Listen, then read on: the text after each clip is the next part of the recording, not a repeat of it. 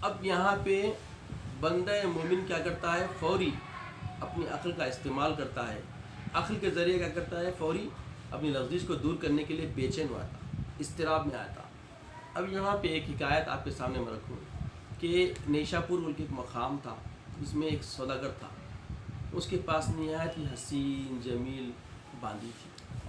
جب سوداگر سفر پر جانے لگا تو سوچا کہ اگر اس باندی کو ساتھ لے جاؤں تو فتنہ ہے، اگر گھر پر چھوڑ جاؤں تو اعتبار نہیں۔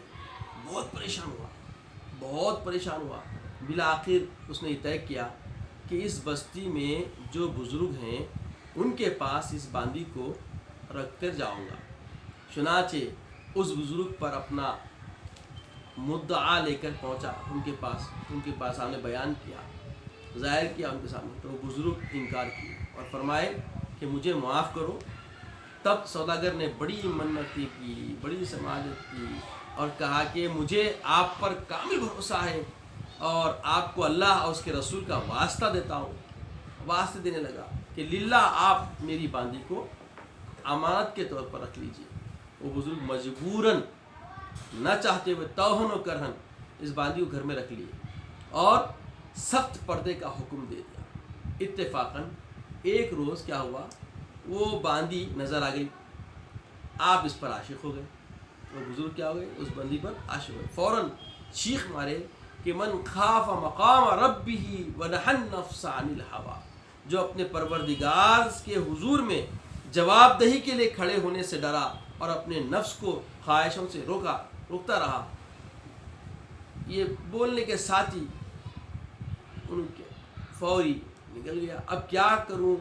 دوڑے، ادھر دوڑے ادھر دوڑے، اپنے پیر مرشد کے پاس گئے اور کہنے لگے کہ حضرت میں رسیا ہو گیا، میں برباد ہو گیا، میں نے ہوا کا اتباع کیا، ہوا کی پیروی کر دیا، ضرور اللہ مجھ سے ناراض ہوا ہوگا، اب بتائیے کہ کیا کروں؟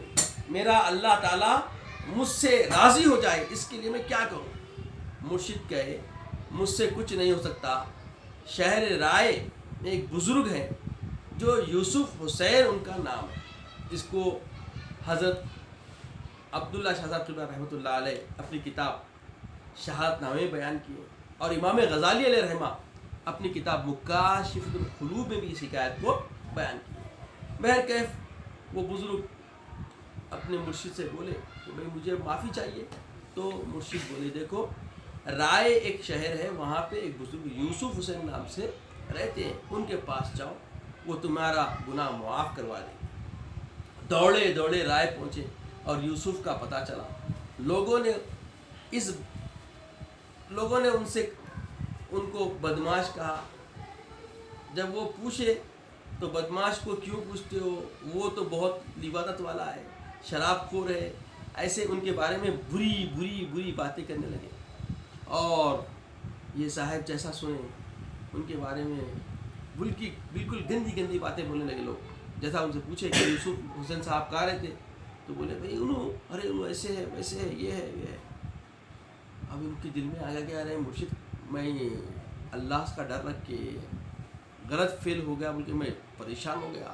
مرشد کو بولا تو مرشد لوگ ایسے لوگوں کا بھیج دے رہے، مرشد سے خفا ہوئے اور فرمایا پھر جاؤ فوری۔ اب کیسا کریں گے؟ پلٹ کے واپس بغیر ملے واپس آ گئے لوگوں کی باتیں سن کے۔ دوسرے دن صبح میں کیا ہوا، مرشد سے ملاقات ہوئی نماز میں۔ مرشد پوچھے کیا ہوا، شہر رائے گئے تھے، کیا ہوا، کیا بولے؟ حضور میں نہیں گیا، جب میں پہنچا ان کے بارے میں معلومات کیا تو ان کے بارے میں لوگ ایسا ایسا ایسا بولنے لگے کہ وہ بڑے لوٹی ہیں، شراب خور ہیں، ویسا ہے۔ تو بولے تم سے ملاقات کرے؟ نہیں، میرا حکم ہے، اب جاؤ ان سے مل کر آؤ۔ فوری اب مرشد کا حکم آنے کے بعد نکل گئے، نکل کے پہنچ کے مقام پہ پہنچ کے ان سے ملاقات کرے۔ ملاقات کرتے حضرت یوسف جو تھے بزرگ، انہوں بڑی عرفانیت کی باتیں ہیں، اللہ تعالیٰ کی خدا ترستی باتیں ہیں اور خدا کے راز و نیاز کی باتیں ہیں، ان کے سامنے کھول کھول کے بیان کرنے لگے۔ اب یہ بزرگ بولے بھائی اتنی بڑی پہنچ اتنی بڑی عرفانیت والی باتیں یہ بتلا رہے ہیں، اور پھر جو ہے یہ معاملہ کیا ہے؟ تو فوری گویا ہوئے حضور معافی کے ساتھ کچھ عرض کرنا چاہتا ہوں. تو بولے ہاں بولیے کیا بات ہے؟ تو بولے جب اتنے بڑے معلومات والے، اتنی بڑے جو ہے نا عرفانیت والے پیغام اور اسی شرح کرنے والے شخصیت، آپ ایسے بڑے عارف اور صوفی بڑے بہت آپ تک آپ کے سامنے دیکھا ہی نہیں، پھر آپ یہ کہیں کر رہی سو بھی؟ تو بولے کیا کر رہا ہو؟ تو بولے شراب کی بوتل ہے، پھر یہ بچہ پوری ہوا. تو بولے دیکھ سن، یہ میرے پاس جو شراب کی بوتل ہے اس لیے ہے، میرے پاس اتنا میسر نہیں، پیسہ اتنا زر نہیں کہ میں کنوار سے کوئی بدنہ خرید سکوں، سرائی خرید سکوں مٹی کی. تو مجبوراً میں نے اس شراب کی بوتل کو پڑا ہوا پایا، تو اس کو شریعت کے مطابق پاک کیا اور اسے پانی پڑھ کے پانی پیتا ہوں، پانی بھر کے پانی پیتا ہوں. اور یہ جو بچہ بیٹھا ہوا ہے میرا فرزند ہے، میرا بیٹا ہے، میں اس کو حافظ قرآن بنا رہا ہوں، اس کی قرآن سنتا رہتا ہوں. تو فوری گویا ہوئے حضور باہر تو معاملہ ایسا ہے، اس معاملے کی دفاع کے لیے پھر یہ تہمت سے بچنے کے لیے آپ ظاہر کیوں نہیں کرتے؟ اسی لیے ظاہر نہیں کرتا ہوں کہ کوئی پھر مجھے اپنی توبہ کے لیے کسی کے در پہ جانا نہ پڑے. اللہ اکبر. دیکھیے ہوا پرستی کا معاملہ کیا ہوتا، ہوا سے بچنے کا معاملہ کیا ہوتا. تو ہوا سے بچنے والوں کے لیے آخرت کی راہیں کھل جاتی ہیں، آخرت کے راز و نیاز کھل جاتے ہیں، اور اللہ تعالیٰ بھی بالکل اس بندے کے ساتھ اپنا ایسا معاملہ کرتا ہے کہ جب مومن دیکھتا ہے، اتقوا من فراست المومن لأنہ ینظر بنور اللہ، مومن کی فراست سے بچو، کیونکہ جب وہ دیکھتا ہے تو اللہ کے نور سے دیتا ہے. لوگ دنیا والے اپنے پردے ڈال کے سمجھتے ہیں کہ پردوں میں، یقیناً تم پردے میں ہو، مگر جب رب چاہتا ہے تمہاری اصلاح کرنا تو تمہارے پردے اٹھا کر اللہ والوں کے سامنے ظاہر کر دیتا ہے. تو امام حسین علیہ السلام اپنے نفس کو، اپنی خواہشات کو، اپنی آرزوؤں کو، اپنی تمناؤں کو سب اللہ کے حوالے کر دیے تھے. اور دنیا جانتی ہے اگر امام حسین چاہتے تو بہت کچھ ہوتا تھا. کیوں؟ سارے مدینے کے امت محمدیہ صلی اللہ علیہ وسلم، سارے مدینے کے حضرت امام حسین کے حق میں تھے، اور مکے کے سارے لوگ امام حسین کے ساتھ تھے. مگر امام حسین نے کسی بھی امت رسول کو نہیں، سوائے اپنے اہل خاندان 72 کے کسی ایک کو بھی انہوں نے اضافہ نہیں کیا، اور اپنے خاندان کے کنبے کو لے کر نکل گئے تاکہ حرمین شریفین میں بد نظمی پیدا نہ ہو اور نقصان نہ پہنچے، اور ہوا پرستی کا کھیل کھیلنے والوں کی شہوانیت، خواہشات کے جو فسق و فجور ہیں اس کا ظہور ان حرمین شریفین میں نہ ہو.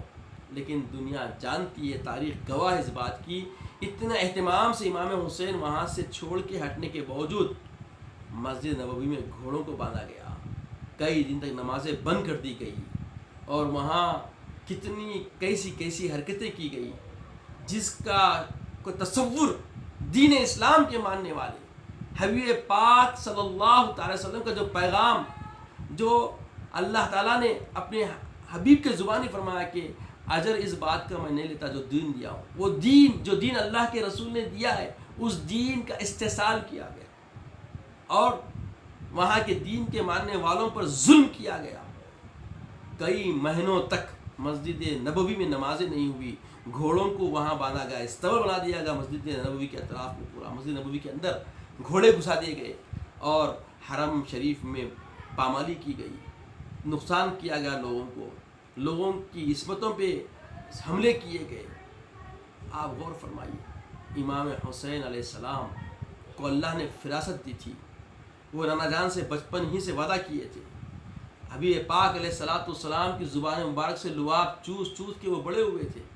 تو سوچئے ان کے اندر فراست کیا، کس انداز کی تھی ہوگی، اور کیسی گہری ان کے اندر حکمت و بردباری تھی کہ وہ ان حرمین کی حفاظت کے لیے اور لوگوں کے تقاضوں کے نظرات کو دیکھتے ہوئے انہوں نے وہاں سے نکلنا پسند کیا.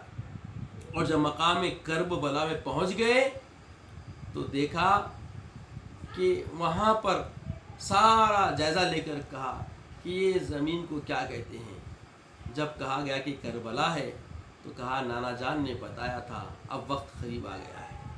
دیکھیے حضرت امام حسین علیہ السلام ساری باتیں جانتے تھے اور احادیث کریمہ سے باتیں ساری واضح ہے کہ حبیب پاک علیہ السلام نے حق کی حفاظت کے لیے امام حسین کو، ان کی شہادت کو اللہ تعالیٰ نے منتخب فرما دیا۔ تو یہ ساری باتیں ایک طرف سے مشیت ربانی کے مطابق ہے اور دوسری طرف سے ہم جو قیامت تک امت محمدیہ آ رہی ہے ان کے لیے ایک ہدایت کی راہ، ایک مشعل راہ، حق کی راہ اور باطل کی راہ ہمارے سامنے آپ کی زندگی سے شرح ہوا ہے۔ آپ کی حق کی پاسبانی اور حق پر استقامت اور حق پہ دبے رہنا اور حق کو بالکل اپنی پوری ایمانی جذبات کے ساتھ پیش کرنے کا جو نظریہ امام حسین علیہ السلام نے دکھایا، شاہدی کوئی دکھاتا وہ کیسے؟ آپ صرف 72 اور آپ چاہتے تو ساری دنیا اور گورنریاں آپ کے قدموں میں تھی، مگر آپ نے دیکھا کہ اگر یہ فاسق فاجر دین کے ماننے والوں کا حاکم وقت بن جائے اور یہ سمجھ بیٹھے کہ جو دین کے محافظین ہیں، جو حق کے پاسبان ہیں، ان کو دنیاوی جاہ و حشمت کے ذریعے زیر کر کے ان پہ تسلط حاصل کر لے سکتا ہے، تو یہ معاملہ اگر یہ طے ہو جائے گا تو قیامت تک کے پھر امت کے لیے کوئی راہ نہیں ملے گی کہ ایسے موقع پر، ایسے حالات پر کہ جب دشمن گھر کر آ جائے اور حق کمزور محسوس ہونے لگے تو اس وقت حق کو کرنا کیا ہے؟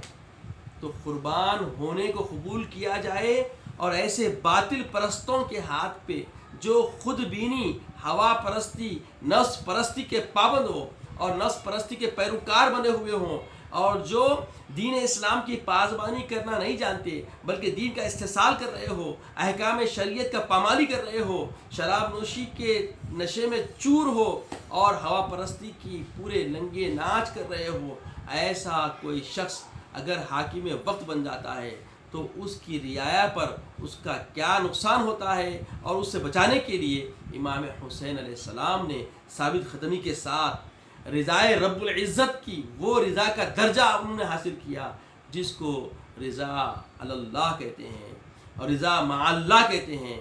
یہ درجے پہ شاہدی کوئی بندہ پہنچا ہو، آپ مال و اسباب آپ کا لوٹ لیا گیا، آپ صبر کرتے رہے، آپ کو گھر سے بے گھر کیا گیا، مجبور کر دیا گیا، گورنروں کو پیغام پہ پیغام دیا جا رہا ہے، گورنری بدلی جا رہی ہے صرف محض اس لیے کہ امام حسین علیہ السلام کو یا تو بیعت کروائی جائے یا ان کو قتل کر دیا جائے۔ حضرت امام حسین علیہ السلام بیعت صرف اس لیے نہیں کر رہے تھے کہ یزید کی پوری زندگی تاریخ کے پنوں میں پڑی ہوئی ہے، آپ جس کسی کی تاریخ دیکھیں گے، چاہے اس کے حوارین کی تاریخ پڑھیے یا اس کے مخالفین کی تاریخ پڑھیے یا اس کے موافقین کی تاریخ پڑھیے، آپ کسی زاویے سے اہل تشریع کی تاریخ پڑھیے یا آپ سنی لوگوں کی تاریخ پڑھیے، جس کسی کی تاریخ پڑھیں گے تو معلوم ہو جائے گا کہ یزید کا کردار کیا تھا، یزید کا اٹھنا، سونا، چلنا پھرنا کس طریقے کا تھا، اور امام حسین کا شعار زندگی کیا تھی۔ امام حسین کے اخلاق تو قرآن تھے۔ آپ کے سامنے ایک واقعہ پیش کروں کہ ایک مرتبہ امام حسین علیہ السلام بیٹھے ہوئے ہیں، غلام کو حکم دیا کھانا نکالنے کا، اور غلام کھانے کا دسترخوان بچھایا اور گرم گرم شوربہ کٹورا لے کر آ رہا تھا کہ ایک دم اس کا بیلنس آؤٹ ہو گیا، اس کا جھونک نکل گیا اور کٹورا گرم گرم شوربے کا امام حسین پر گر گیا، اور امام حسین فوری ایک انسانی فطرت سے فوری اس کی طرف دیکھنے لگے، جیسے غضب والی نظر ڈالے تو اس نے کہا کاظمین الغیظ، مومن کی شان کیا ہے؟ قرآن کی آیت پڑھ دیا کہ وہ غصے کو پینے والے ہوتے ہیں۔ امام حسین نے مسکرایا، والعافین عن الناس، تو کہا کہ میں نے تجھے معاف کر دیا، اور احسان کرنے والے ہوتے تو کہا کہ جا میں تجھ کو آزاد کر دیا. اللہ اکبر. اس واقعے پہ غور فرمائیے.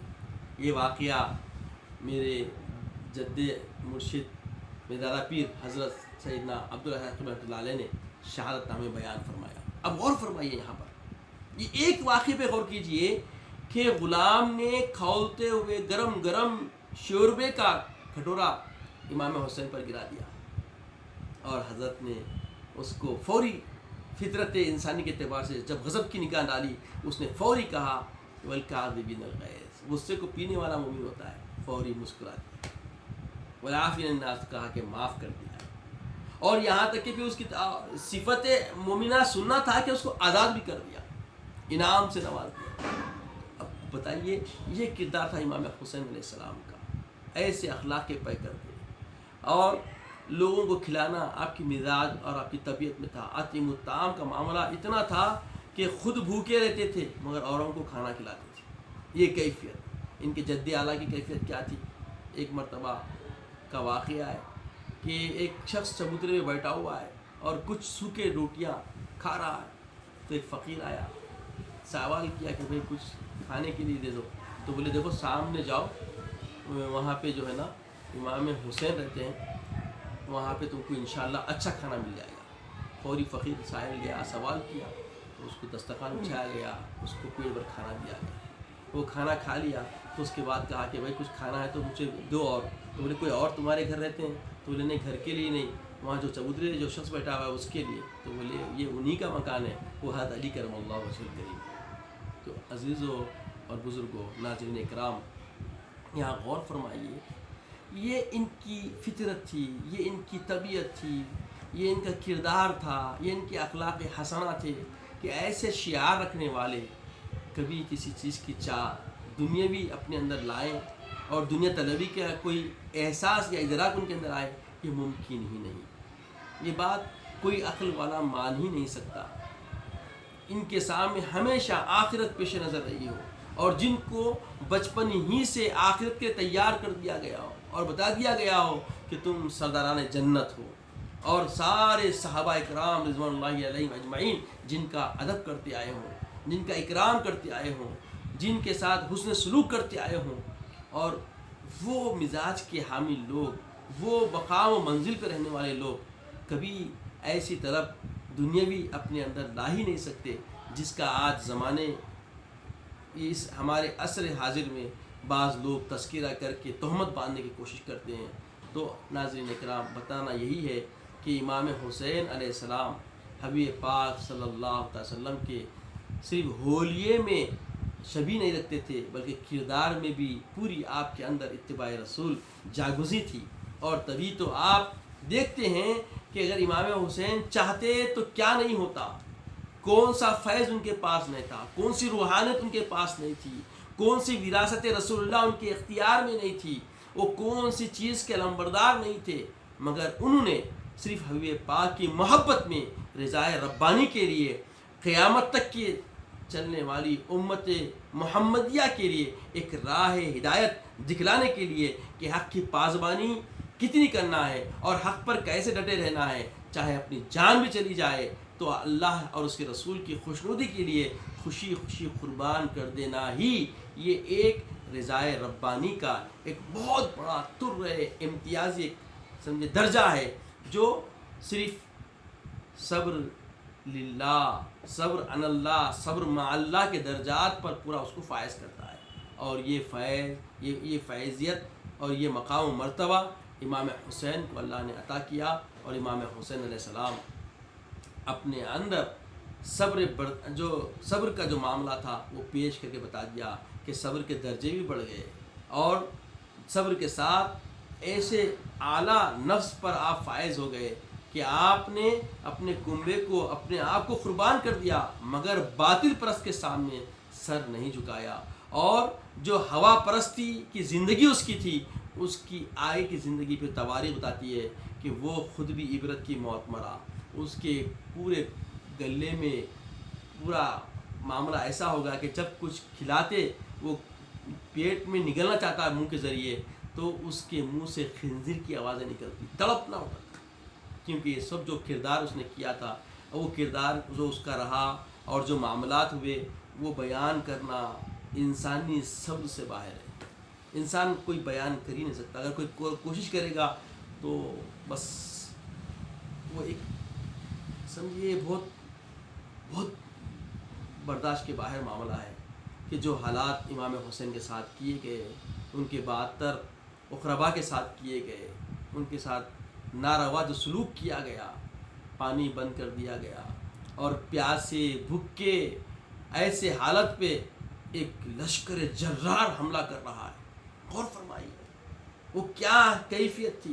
اسی لیے جب اللہ کی عرفانیت جاننے والے صوفیان کرام جب کہنا چاہے تو مختصر یہ بول دیے، شاہ است حسین بادشاہ است حسین، دی است حسین دی پناہ است حسین، سردار ندات در دست یزید، سردار نادست در دست یزید، حقا کے بنا لا الہ حسین.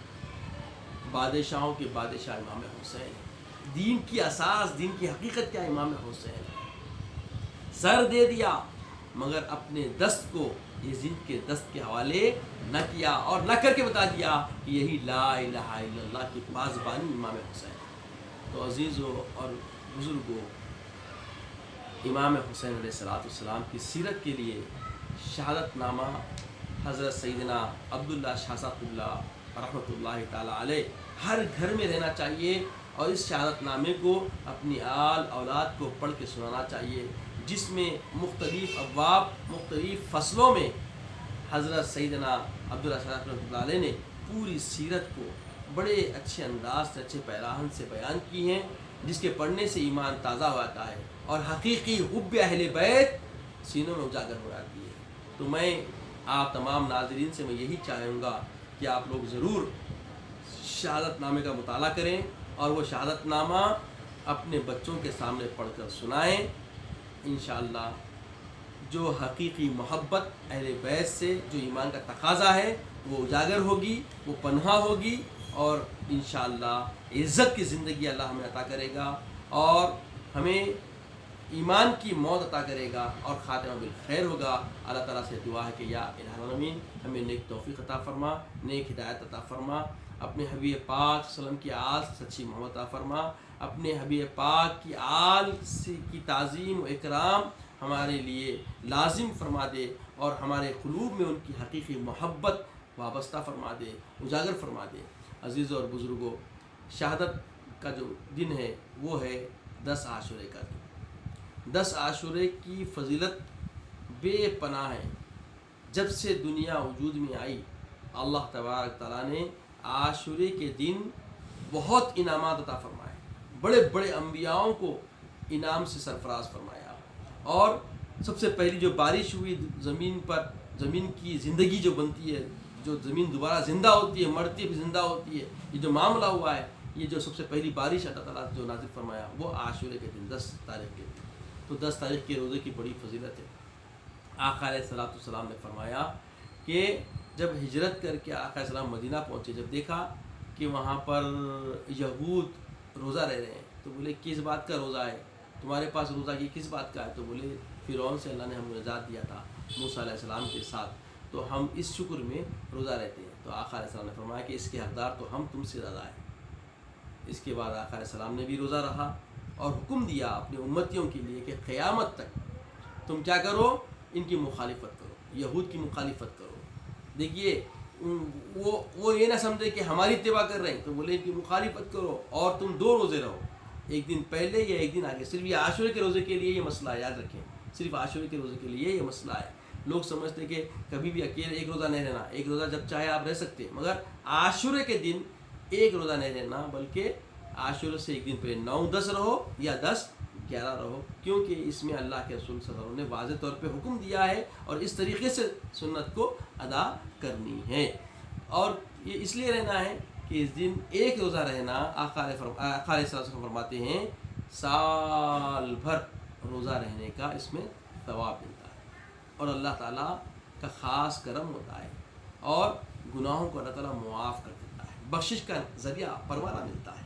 تو عزیز اور بزرگوں، ماہ محرم میں عاشورے کے دن روزہ، پھر بہت سارے اذکار بھی ہیں، عاشورے کے دن کثرت سے دعا کیجیے، کیونکہ دعا مستجاب الدعا کا دن ہے، یقیناً اللہ تعالیٰ دعا قبول فرماتا ہے، کیونکہ دنیا جب سے وجود میں آئی تب سے خاص بہت سارے بڑے بڑے عظیم عظیم انعامات اللہ نے عاشورے کے دن انبیاءوں کو عطا کیے ہیں، تو اس لحاظ سے یہ دن کی بڑی اہمیت ہے۔ اب ہمارے پاس امت محمدیہ کے پاس اور اہم ہو گئی کیونکہ اس میں بہت بڑا سانحہ ہو گیا، اور یہ جو نقصان ہوا ہے اس نقصان میں بتایا گیا غم حسین اصل میں مرگ یزید ہے، غم حسین اصل میں مرگ یزید ہے، اسلام زندہ ہوتا ہے ہر کربلا کے، تو اسلام زندہ ہوا، اس کے بعد وہاں تک اسلام میں جو کجیاں یہود و نصارہ نے سازشوں سے ڈال دی تھی ان سب کا خاتمہ ہوا، اور وہاں سے پھر چمک آل رسول کی محبت میں اٹھی، اور آج جو دنیا میں جتنے بھی اتقیاء اصفیاء نظر آتے ہیں اور جتنے بھی پرہیزگار لوگ اہل تقوی نظر آتے ہیں یہ سب امام حسین کی دین ہے۔ تو عزیز اور بزرگوں، اللہ تعالیٰ سے دعا ہے کہ اللہ ہمیں روزہ رہنے کی توفیق عطا فرمائے اور ہمارے عزت کی زندگی اسلام پہ خاتمہ بالخیر فرمائے، وقت نظر قریب طیبہ عطا فرمائے، وصلی اللہ تعالیٰ علی خیر خلقہ ونور عرشہ محمد وبارک وسلم، والحمد للہ رب العالمین۔